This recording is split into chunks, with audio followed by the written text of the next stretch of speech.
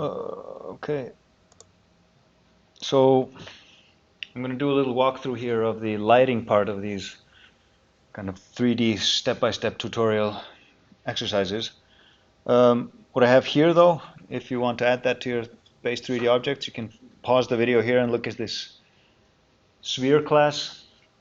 And the only reason I made this sphere, or the main reason, is because some lighting effects just look, you can see better what effect they're having when you look at them on a smooth surface rather than on a kind of jagged surface like or simple surface like a cube is.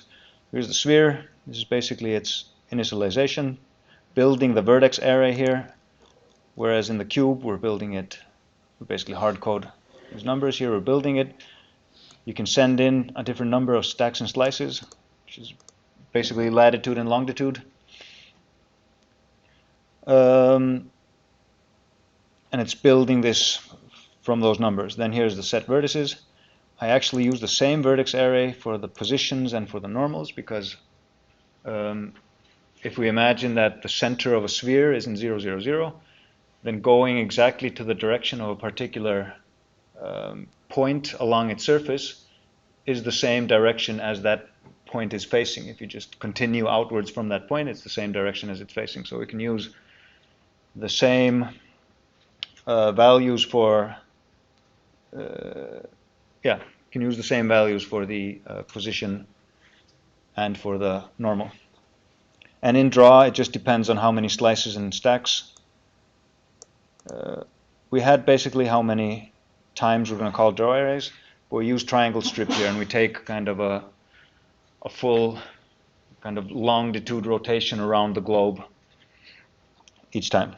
We'll talk more about models and normals and this stuff later on, but if you want to just write this from the screen, then this is it.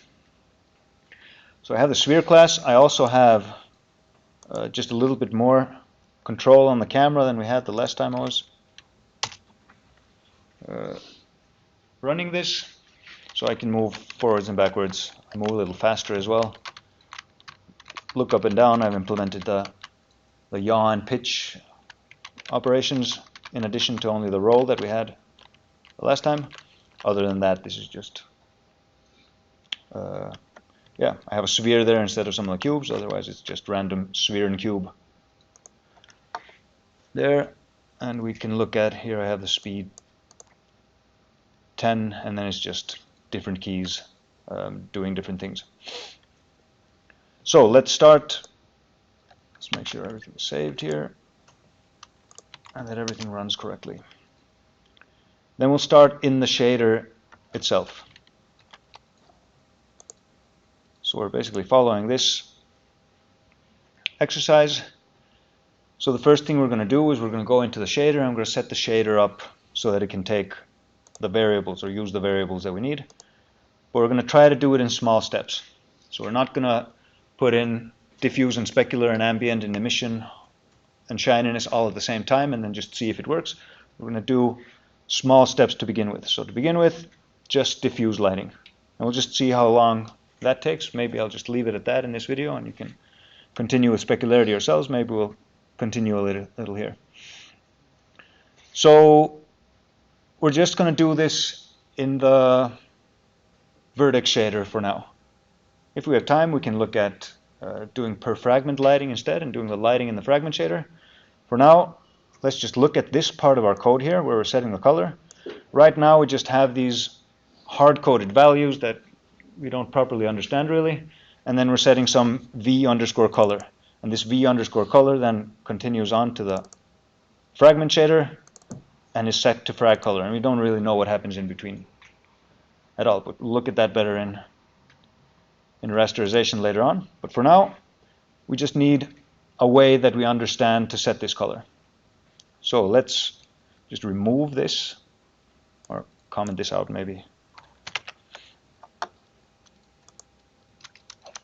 and decide what we're going to do instead. The first thing I'm going to do is I'm going to say there will now be no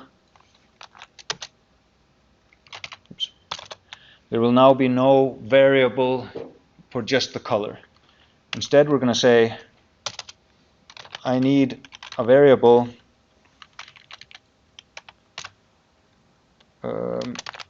for the light position. So vec for light position,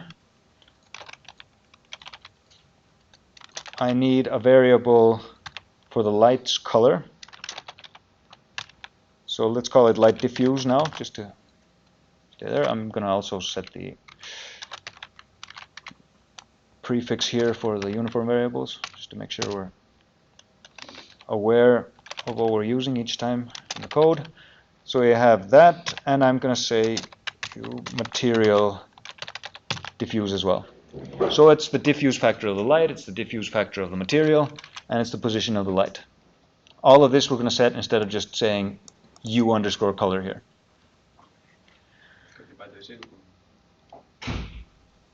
Thank you. Here I need the semicolons. In my Python code I had to take them out. So semicolons here. This actually means we need to make sure that we're actually using all of these. So at this point, so we're going to assume that whatever values are sent in for the light position, they are in fact in global coordinates when they're sent in. Since we can't really send in the light position in local coordinates, since local coordinates are different for different objects, but this light should be used for all of those objects, we have to make sure that they're sent in global coordinates. Either that, or we make sure that the light position is somehow sent in using a model matrix of its own, but we'd have to do that in our main code, so that we don't have to set the light position over and over again. So light position is in global coordinates, meaning that once we're in global coordinates here, that is where we're going to be using it. The position at this point has been sent to global coordinates, the light position is now in global coordinates, so we're consistent in our coordinate frame. So now we need to say, well, we need some vectors here. So vec for, I'm just going to make the vector S, which equals my light position minus my vertices position, which is just position. So that's the vector S. That's the vector going from the point that I'm drawing to the light.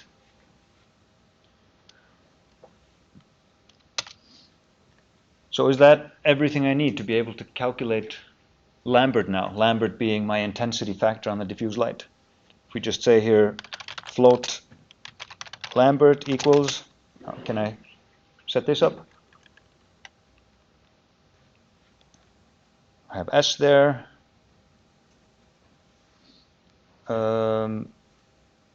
So we would do max of the dot product of our normal, which is also now in global coordinates, or normal is in global coordinates. We do the dot product of the normal and S. The maximum of that in 0. Is that everything we need? Is there anything more? Divide by their lengths. We need to divide by their lengths. So we can divide by their lengths, or we could also normalize them.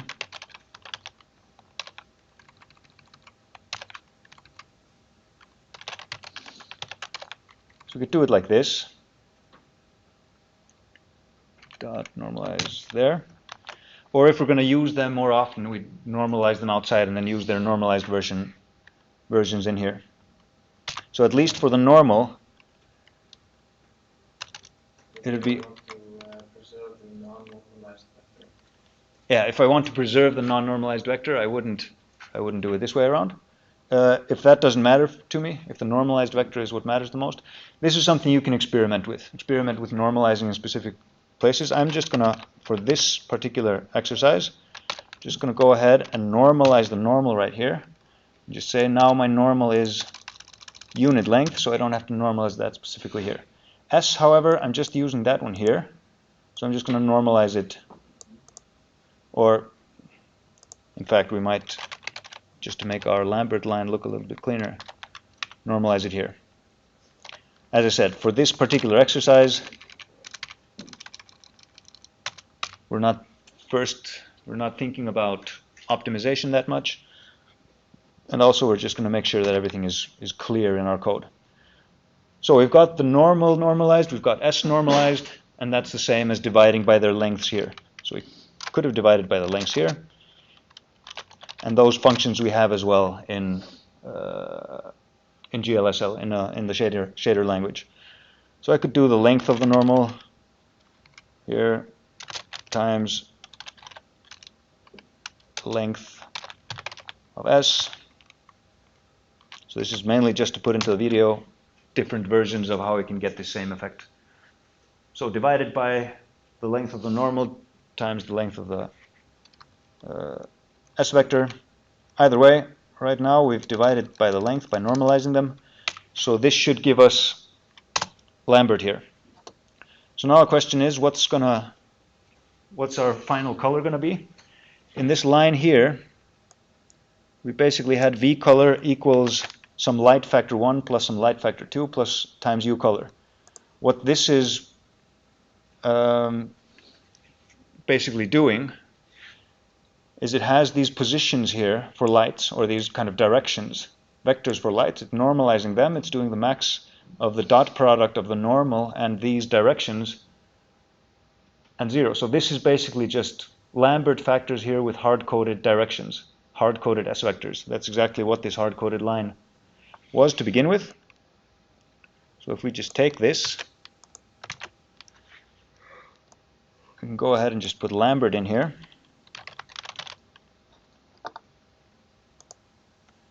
So we've calculated our Lambert now from a light that we can change and work around with. And this should be able to give us the effect that we're looking for. You commented out U color and you used U color. Oh yes, sorry. U color should be the light diffuse times the material diffuse. Okay.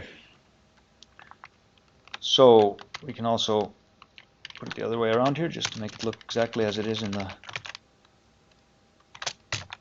lecture material. Okay, so we have, instead of just U color, we take the diffuse factor of the light, the diffuse value of the material, and we multiply that with Lambert. And then we have our combined color of this particular light lighting up this particular material under this particular angle. Let's begin by seeing, it'll crash, but let's at least see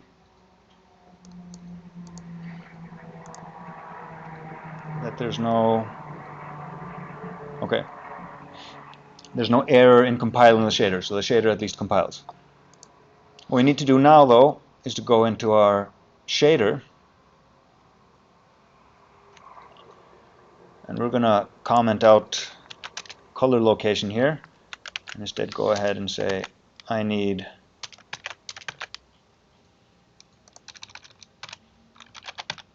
light position location, I need light diffuse, and I need material diffuse.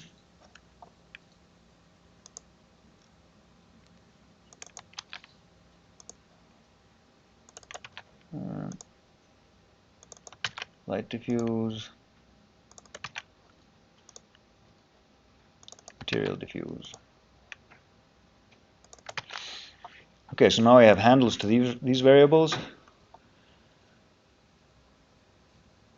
Set solid colors here.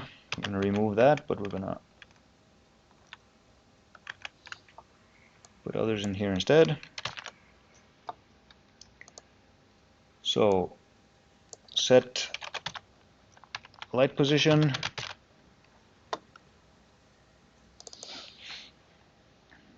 that's X, Y, Z, and we're going to set X, Y, and since this is a position, we'll just leave the 1 here. Now we're going to set light diffuse. That's red, green, blue, so the only thing we need now is the correct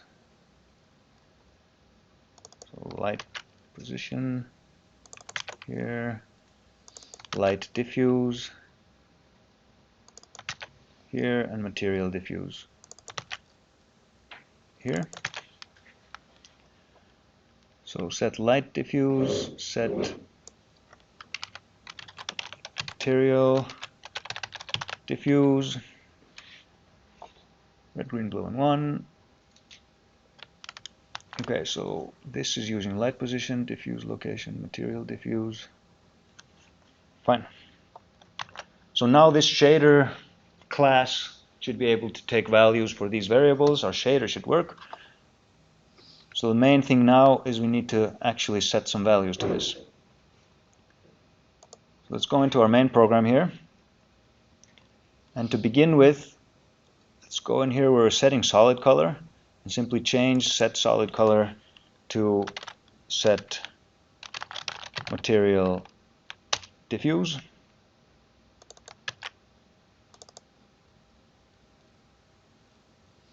Okay. Here. Doesn't matter in the stuff that's commented out, but if we comment it in the end, it'll be nicer to have it correct. So that's the material diffuse. We can set the light position and the light diffuse. This time around, we could just set it here in the initialization rather than doing it every time around. But we can also go ahead and do it in the beginning of the display function. So let's set up the perspective, the camera stuff first. Set view matrix. Let's just set the light here. Let's do self.shader set light position. So one thing we can do first is we can just go ahead and say, let's use my view matrix.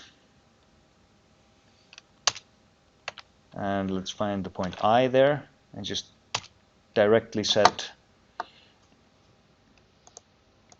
okay, one thing that would be nice here be to go into shaders. So rather than having to write viewmatrix.i.x, viewmatrix.i.z, and so on, I'll just have my light position here take in a position. We'll just use that. Position X, position Y, position Z. And then here we can simply say, okay, I'm going to set light position to the I point. So then it should take those values and copy them into the shader. So I'm simply setting the light up to always be where I am. So we're always going to be lighting things directly from the front. Let's do self.shader.set light diffuse.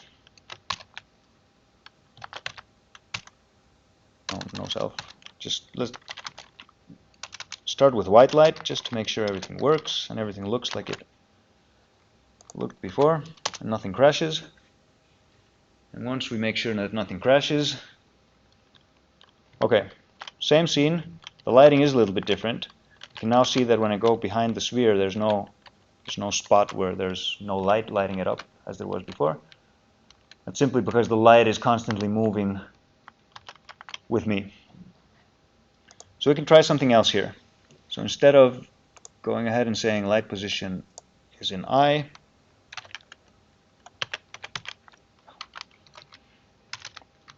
let's say the point,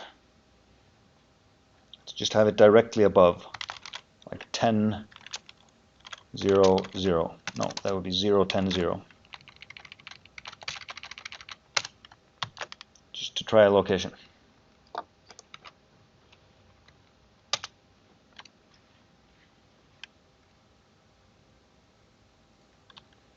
Okay, so now everything is lit directly from above, or obviously the camera starts fairly high up as well.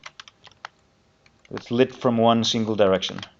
You can see that as soon as we go to this side, no, we hardly see anything, but it's there.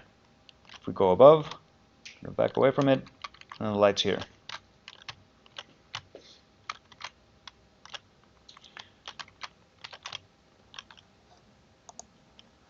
Try something yet different.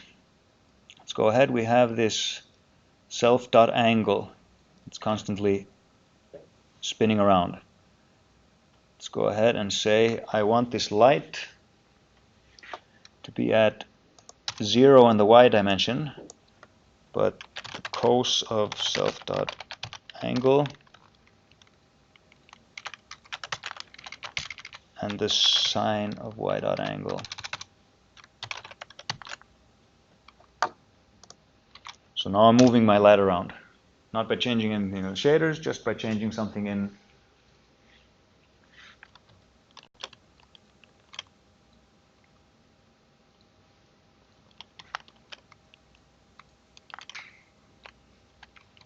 I was expecting it. Okay. So I was expecting it to spin around everything. Why didn't that happen? Because the circular spin has a radius of 1.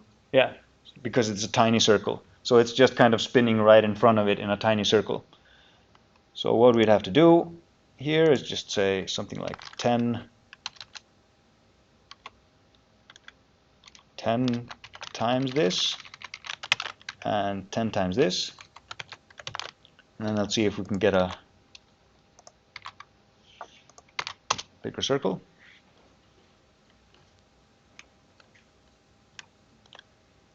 So now I have a light kind of moving around this scene. Either way, we can experiment with this. But what we've got here is at least we've got lights in our shader. We can control the position of that light, and we can control its color, or the color of the material and the color of the light. So now we have different materials here, but the light is always white. Let's see what happens if we, this is kind of extreme, because this means that things that are extremely blue will just completely disappear. So the sphere was yellow, which had a red component and a green component.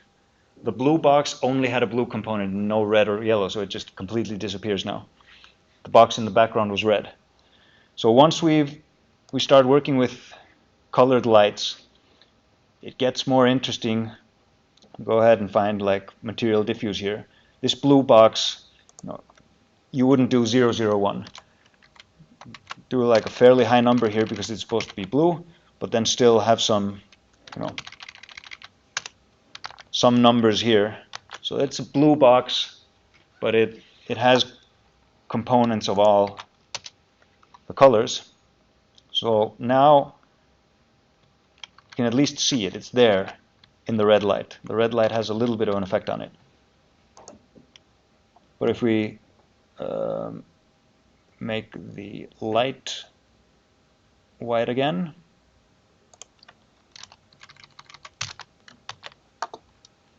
and also in the light, we wouldn't just go ahead and do 100 for a red light. We'd have some of the other components as well. So these things are there.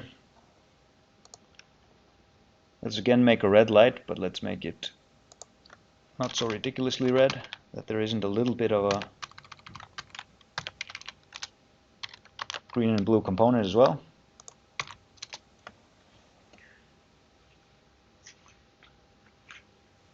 And we can go ahead and experiment with this. Now we have a blue object there that's being colored with a red light, so the blue component goes lower, the red component goes a little bit higher, so it gets kind of purplish in the image. So if we look at the shader again, we can see here that we are taking light diffuse, which is a vec4, and material diffuse, which is also a vec4, and we're multiplying them together. And linear algebra doesn't give us multiplication of two vectors. We can multiply a row vector or a row matrix, 4x1 row matrix, and a 1x4 column matrix, but that gives us a single number, and that's the dot product. Or we can multiply it with a matrix and we can get another vector.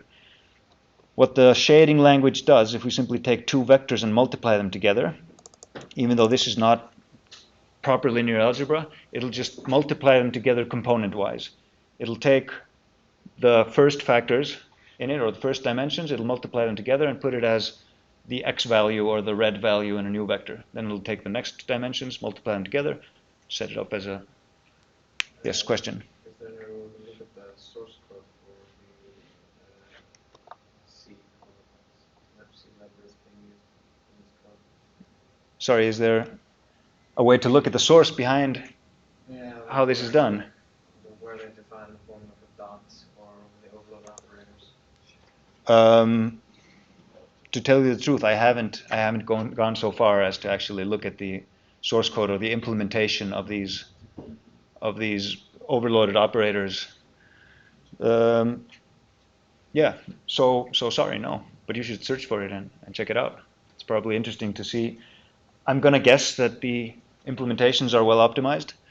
Obviously, these operators, like these overloaded operators, are just native operators in the GL shading language, even though they're kind of, not actual or not native C to multiply these classes together. But whether or not we look at the source code, we can look at the effect, and you can kind of see what comes out. And if you take two vectors and multiply them together, the overloaded operator will take the x values and multiply them together and make them into new x values. It'll take the y values, z values. The main reason it offers this is for colors, because we want to be able to say Lambert times this without having to do it in 3 or 4 lines. Have one line for the red, one line for the green, one line for the blue. It's just simpler to be able to do it like this. But in the end, this is something that's possible to do. Let's say the red factor here, this is going to give us the same effect. Green here, and blue here. This is what it actually does when we multiply together two vectors. But it looks cleaner in code like this, and it's mainly because we use the same class, the vec4, for both positional and directional vectors and points, and also for colors. All right, so yeah, and that r, doing dot r on a vector, is exactly the same thing as doing dot x. Since x, y, z, and w is one way to get to the first, second, and third, or first, second, third, and fourth dimensions, r, g, b, and a is another, and then simply doing, this will do exactly the same as this, which will do exactly the same as this. Same for, the second one would also be y, which would also be green. And then there's blue and z, and then there's w and a for alpha. Anyway, enough on that. Now the question is, would we like to add specularity, or would we like to experiment with moving this into the fragment shader, or try to do both? Specularity first? Yeah. Okay, so now that we have this working with diffuse lighting,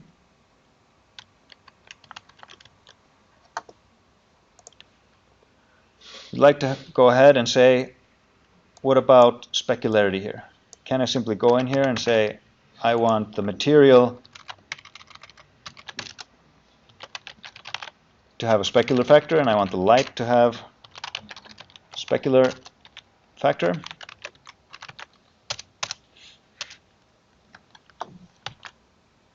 And what do I then do with those?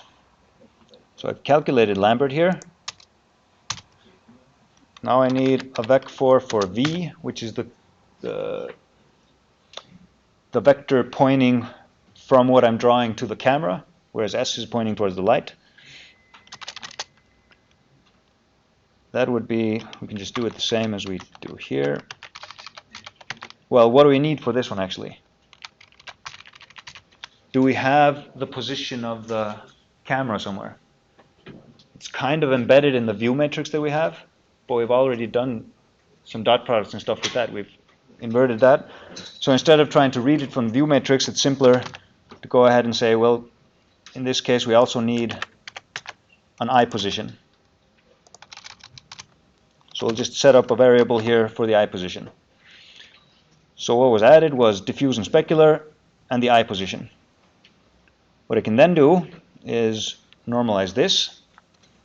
I can say vec for h equals s plus v. And then we can do something very similar to Lambert. Say Fong equals the dot product of the normal and h. Seeing as they're both normalized, we don't have to divide by the lengths. We need to go into our shader and say here. Thank you. Go into the shader and set up variables for this. So we can do eye position, location, eye position, and then we are going to take these and change them to specular. Light specular, material specular.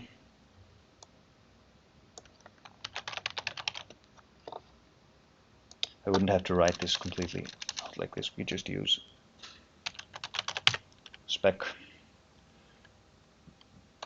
whatever is clear enough to understand what we were doing. I'm going to have the light separate and the material separate, just to make this a little bit clearer here. So set light position, we'll make another one called set eye position.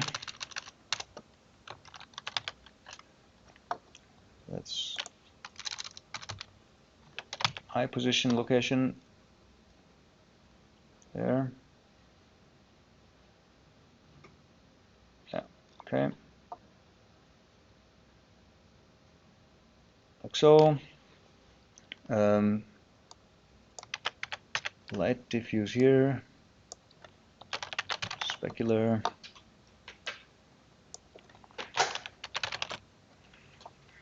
And material specular.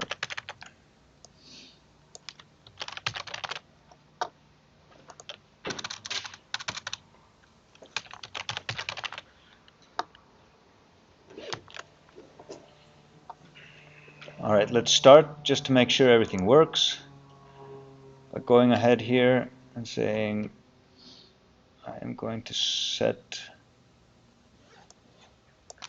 the eye position here.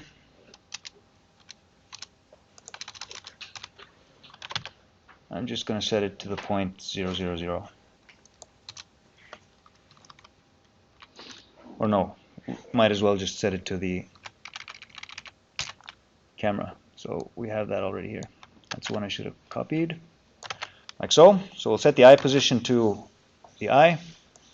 We'll set the light specular to 0. And we'll set the material specular just up here to 0 as well, just to make sure that everything compiles and nothing crashes. Material specular.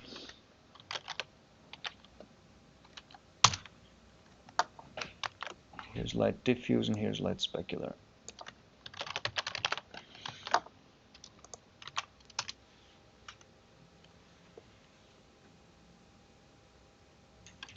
Alright, so same thing's happening as before. Now let's see what happens if we look at only the specular light. Let's simplify this here and make it completely white. Let's also comment this out and just put it in a very simple single location. Oops. Like so, just a the location that we used earlier was just 10 in the Y dimension. So the light is just still. We're just going to look at it with specularity like that. And let's just set the specularity of the material to white as well. Since the light diffuse is 0, we don't really have to change the diffuse of the colors because they'll just zero out because they'll be multiplied with 0 each time. So let's just see what happens now if we just have specularity. Okay, nothing. Ah, can anyone tell me why that is? I just realized. It's in the shader. Like we calculated Fong, right? But we never used it. So we have Fong here, we have this, so we're just going to add another line here and say, okay, we have this all multiplied together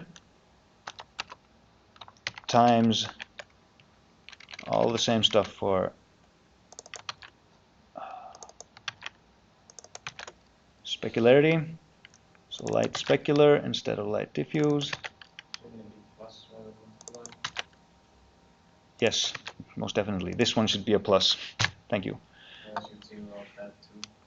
Yeah, otherwise everything will just more or less be zeroed out because there's always going to be a 0 somewhere.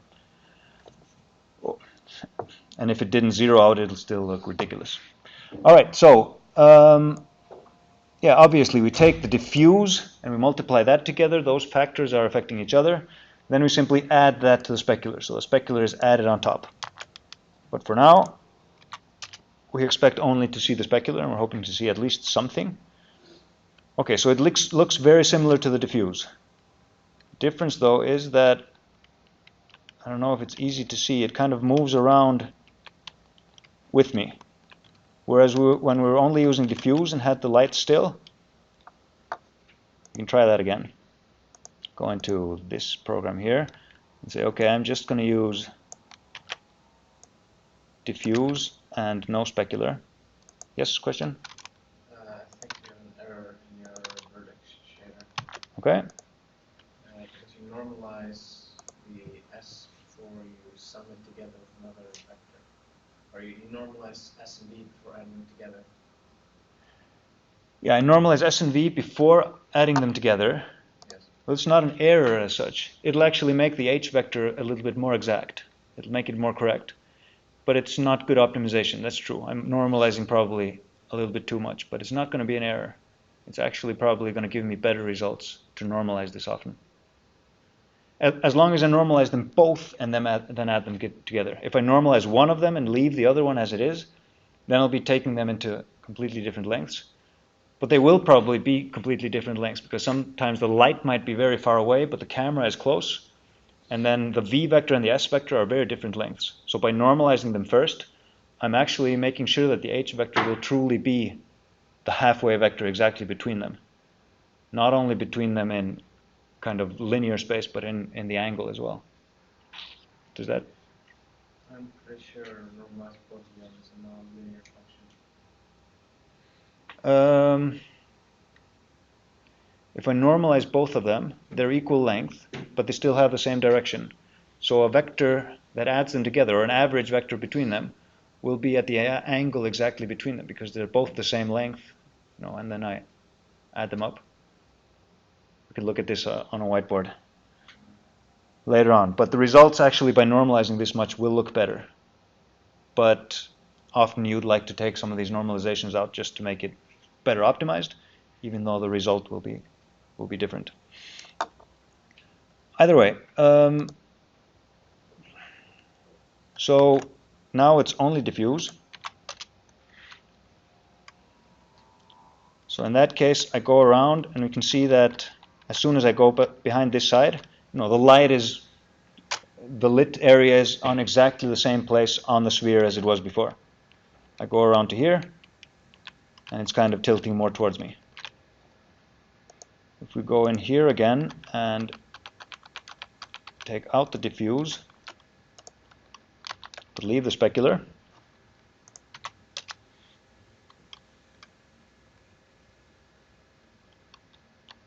If I go around, that lit area is always kind of following me around. It's always coming closer.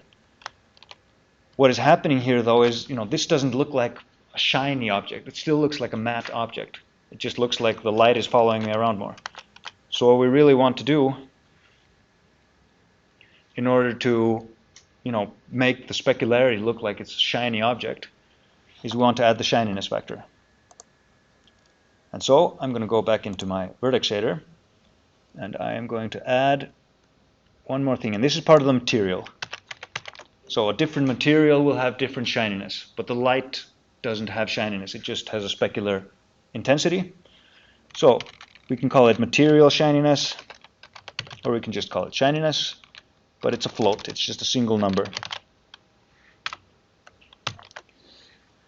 So this shininess is simply used by saying, okay, this is Fong here, but instead of using Fong directly, we are going to use Fong to the power of shininess, or U underscore material shininess. That again means we need to go into our shader. We need to set up a new handle for a new variable.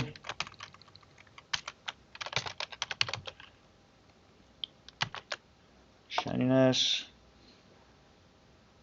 If we go into the materials here, we have material specular.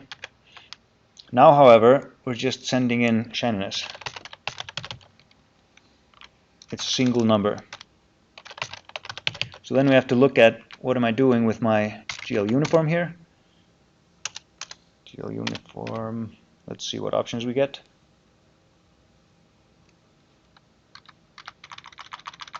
So we have a bunch of options, and we just go down to the single floating point number option. 1F means one float. 1D means one double. We could use either one. Let's stick to float. Oops. 1F.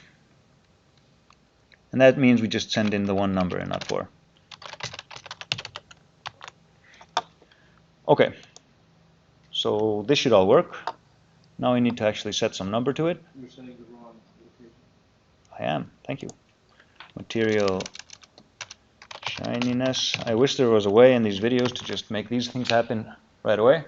But then again, it's nice to actually see all the stuff we need to do just to add a single variable. And there's always the possibility of copy-pasting wrong or forgetting to change something. And then we just have to see what happens, or kind of manage to read the output in a way that we understand what is going on. So again, let's just set the shininess here for everything. But in the end, we'd set, we'd call these functions for every single object that we draw to get different values for each. And let's just set it to 1 now, because that should make no change. Raising something to the power of 1 should just be exactly the same. All right, now let's try 2. Make sure there's some change, and then we know that whatever we did is having some effect. Does it look a little bit smaller or a little bit brighter in the center? Don't know. Say 5. We're actually going to end up at fairly high numbers here to get a real shine spot. We just want to make sure. Okay. So this is kind of weird at this point, because we can actually take it to a higher number just to see what that looks like. Let's say 25. Because there are so few polygons in that sphere, okay, it's suddenly kind of shining in that particular location. But we can see we never get that kind of true bright shine spot, exactly on a vertex where it lights nicely up. What we can do is we can go here where we build the sphere, seeing as the sphere can take in how many stacks and slices it has. And go ahead and just use higher numbers here. Say 50, 25. Or no, it's actually the other way around. 24, 48. So we need, if we want the polygons to be kind of equal-sided, we need to have twice as many slices as we have stacks, because the stacks are only counted from bottom to top, whereas the slices are counted kind of a whole circle. So, let's see what happens now. Okay, so it's a little bit more exact. And this is kind of like a shine spot. But now, since our specularity has become so small and bright, it would be nice to actually get the original color back in. So now I'm going to go ahead and say, let's make the light diffuse also be 1. And in the end, I would recommend, if you want a simplified lighting model, to just say I'm going to have one light color, because it doesn't really make any sense in real life for the light to have separate specularity and diffuse colors. The light is just a light, it's a light color. However, the material can reflect and absorb, different wavelengths, so that it can have a shiny surface that just reflects the entire light, so it has a white specularity, but still have kind of the diffuse part in whatever color. So the color is normal to have different specularity and diffuse, but the light usually end up just using the same. Okay, so now we have the color there, but we also have this shine spot. So you can see the color is just always facing the light. We suddenly slowed down just because of that. But the shine spot here is kind of following us around. It's always kind of reflecting at a point that reflects right between the eye that's looking at it and the light source. Okay, so this has become more interesting. When we look at the boxes and that, we're not really, okay, we can get it to, we can see the specularity working. But it kind of always works over the entire surface. And we can see how few polygons there are. They're kind of just, it's kind of just gradiating from the corners. So if the specularity hits it right in the corner, then we get this white area, but this white area kind of goes gradually from the corner and over the entire side of the polygon. So to fix this, we could do the same thing as we did with the sphere. Just make the cube into more polygons, just kind of tessellate it down into a lot of polygons. But what would be more interesting to do is to actually say, I don't need more polygons, I just need to do these calculations more often. So rather than having all these polygons that sometimes when I'm far away, these polygons are tiny and I don't need them, but sometimes when I'm close, I need them. I'm just going to do them for the pixels that they actually fill in. So if they're far away, they fill in a few pixels, but I'll do it for every pixel. If they're close, I'll do more of these. So that would be doing the lighting calculations for every pixel rather than doing them for every vertex and then kind of doing a gradient between the vertices. Does that make sense? Should we do that now? See if we can change our shaders so they do these calculations for every vertex instead of for every pixel instead of only for every vertex. So at this point, just to make sure, we have this lighting model, we have specularity.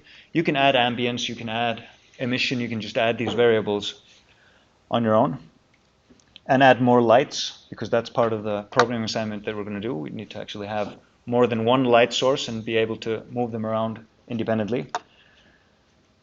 But let's look at our shader program now, because what we want to do is we don't want to change anything in the shader. We don't want to add variables now. We want to say our shader program here that the shader talks to, that's set. I want it to be exactly as it is. I have a light position, I have an eye position, I have diffuse and specular for the light, diffuse, specular, and shininess for the material. This is not going to change. Even though I move things around, move calculations around within my shader program, from the vertex shader to the fragment shader, someone using it from the outside should be setting the exact same variables. Now the question is, which one of these variables move from the vertex shader to the fragment shader, and which ones don't? So what happens between the vertex shader and the fragment shader? We're going to look at that in more detail, But the simple version is that for every pixel that a polygon ends up filling on the screen, we get a weighted average of all these varying variables.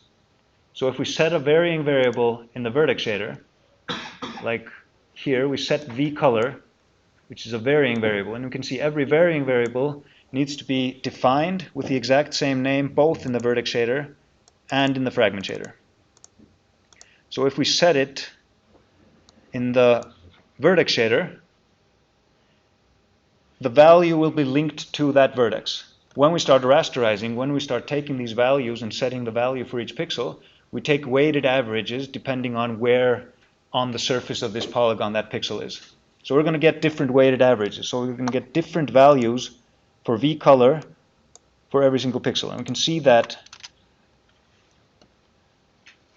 especially if we look at the flat sphere here, you can see it's not just one color for every polygon. The polygons have kind of a color that goes in a gradient from, you can see it here as well. So in one corner it might be really bright, but then kind of changes little by little into the color of the other vertices. So what we want to do is, instead of setting the color in the vertex shader, we want to set something else so that we can calculate the color in the fragment shader. And what we're going to do is we're going to set normals to varying variables. So that we set normals for the vertices, and then we get weighted averages of the normals, and then we use those normals to calculate the actual colors in the pixels.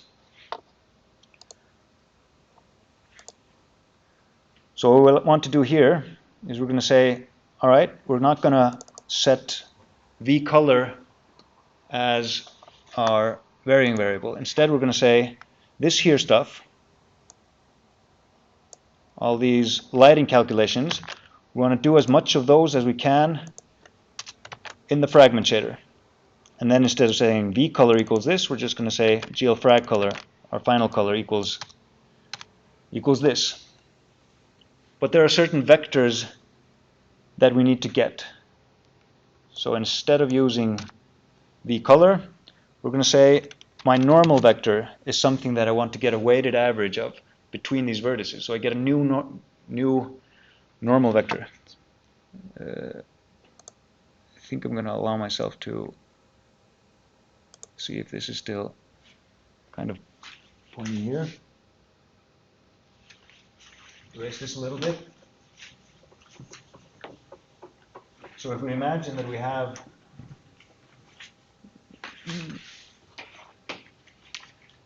a polygon here, and what we did earlier was we calculated a color here, a color here, and a color here, and then when we draw this pixel, we do some weighted average of these colors. Instead, we're going to say we're going to calculate a vector here, and you can see actually if we have this vector here, let's say this vector here, and we have a light that's shining here, this would be the place where we would get kind of a perfect reflection, right? This is where our shine spot should be. But instead, we get these normals to the light. These are fairly big angles, so we're going to get dark calculations on both of these sides. What we're going to do instead is we're going to say, instead of calculating the color here, and then getting this pixel a weighted average of the colors, we're going to set the normal as a varying variable. So for every pixel, we calculate a weighted average of these normals. So for every pixel here between, these normals will change. Something like that. So when we calculate the color for this pixel, we're actually calculating it with a normal that will line up with a normal to the light, and we'll actually get the shine spot here, even if it's not close to any of the actual vertices. And we're going to do this for all of the vectors, or the vectors that we need for calculations. There. So which vectors are these? The normal is definitely one of them. We need the normal because we use the normal in both of these calculations. Now the question is, should we set S and V as varying variables? Should we set H as a varying variable? Does it matter? The thing we kind of need is the relation between all these positions. We can't set positions as varying variables because it won't make any sense in the space that we're in there what the position is. But the relationships between these directions. So we can send the normal. I would go for, at least I'm going to try in this case, sending the S vector, the vector to the light, and sending the H vector. So in that case, we're going to say this is something that was calculated in the vertex shader. This is something, and this that was calculated in the vertex shader. So in the vertex shader, we still need to prepare for lighting calculations. We can't move all the lighting calculations over. So we say, in this case, we're going to say, we're going to take these same varying variables. So instead of saying vec s is this, we're going to say the varying variable s equals this, but we're not going to calculate Lambert here. I'm going to go ahead and take the varying variable h and set it to this, and then we're not going to calculate this here. So we're just calculating a value for s, we're calculating a value for h. We are not calculating the color, because that's not part of our variables anymore, but we need to say the varying variable normal will take this value. So the value that we get here, by sending it through the model matrix, will give us this varying variable, the normal. So we've set a value to the normal, to S, and to H. All of these will now be, through the rasterization, giving weighted averages of the values for the vertices, new values for each pixel. So every single pixel will get a new value for those vectors. And in that case, we should be able to change S to the varying variable S, H to the varying variable H, normal here. And if we're lucky, this should simply work. Shininess as well. Okay, and then there's another thing. We need to see which one of these uniform variables are being used now in the vertex shader and which ones of them are being used in the fragment shader. So the positions, eye position and light position, they're still being used here. However, these diffuse and specular factors and the shininess, all these color factors and material factors, they're actually being used in the fragment shader now. So, as our shader program, we don't care if a uniform variable is defined in the fragment shader or in the vertex shader. The program has been linked together. We have a shader program, and we have certain names for variables in that shader program, and we simply send things to those variables. The fact that I took some variables and moved them from here to here has no effect on the fact that this handle here for light specular is still talking to this variable name in the shader program. And for this reason, we actually can't use the same name for something in the vertex shader as in the fragment shader.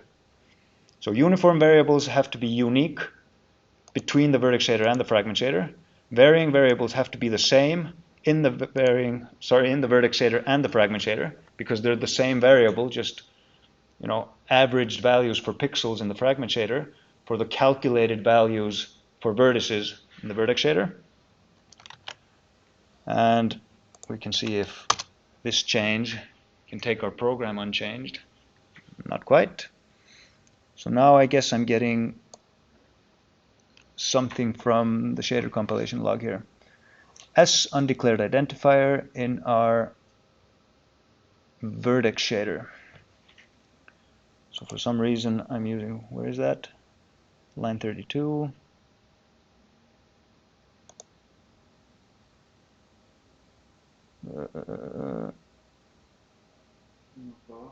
Yeah, okay, true. Yeah. Tak.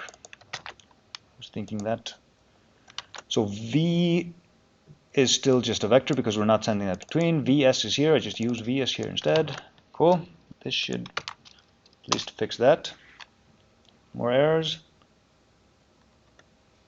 Okay, so this looks a bit different, right? It'll particularly look different if we go ahead into our program here and go back to, wait, where was it? Go back to not having this many slices and stacks, but just the original amount. You can even make them fewer.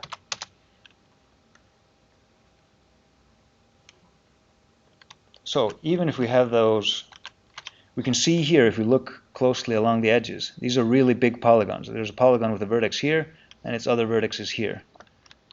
Even so, we're getting this smooth kind of shine spot here because it's being calculated for every pixel rather than just for every vertex.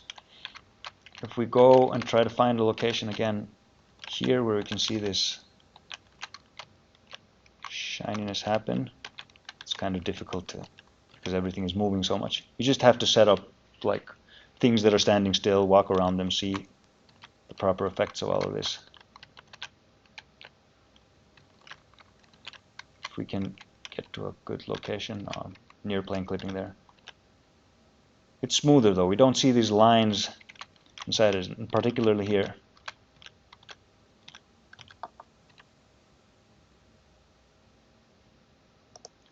And if I go ahead and make these even fewer and say I'm just going to have 3 stacks, 5 slices.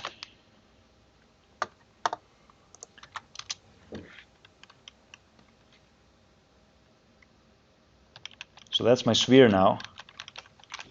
But even so, if we manage to position ourselves correctly here, we should get the specularity. It's happening more strongly on the vertices anyway.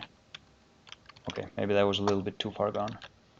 But we can see here though, if you go closer to this, so hard to get this right. I want to see kind of how we can actually get the shine spot to only be here along the center of this rather than along everything. Anyway, too few stacks and slices, but we can make them 6 and 12, something like that.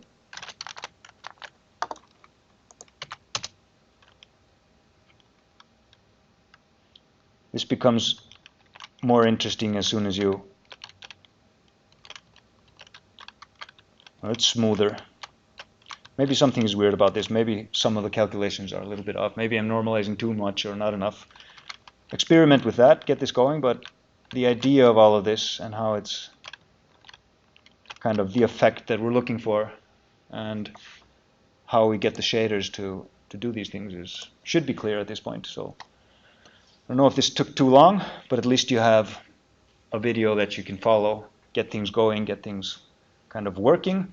But at that point, experiment with this. Experiment with more colors and less colors, more variables and less variables. Kind of see a light model that, or find a light model that works for you. Keeps it simple enough to use without everything being too complicated, but still flexible enough to get all the power you want out of your lighting model. And yeah, add more lights, add more motion, add more stuff in your scenes, and then it'll be infinitely more interesting than these 3 spinning objects that I have on my computer screen at this point.